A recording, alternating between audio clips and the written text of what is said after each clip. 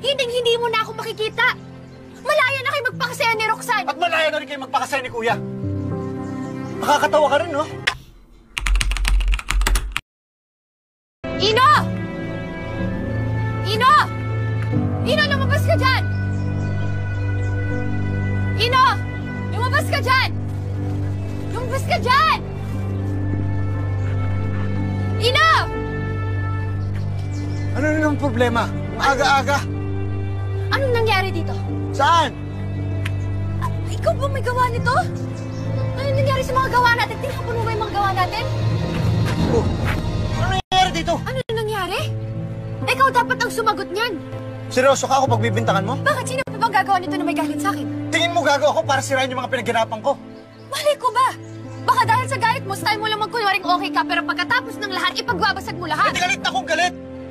Pero wala akong rason para sirain yung mga pinaghirapan ko.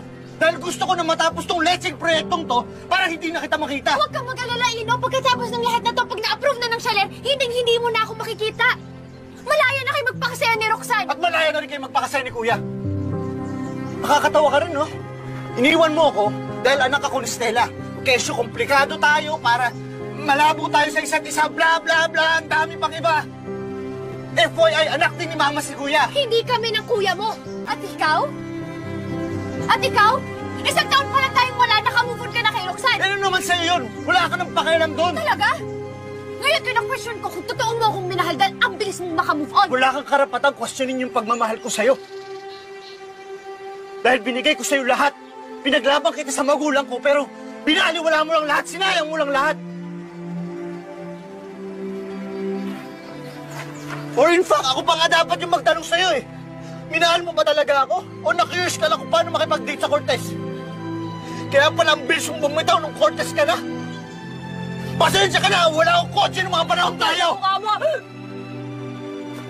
Ang kapal ng mukha mo, minahal kita! Minahal kita ng sobra-sobra!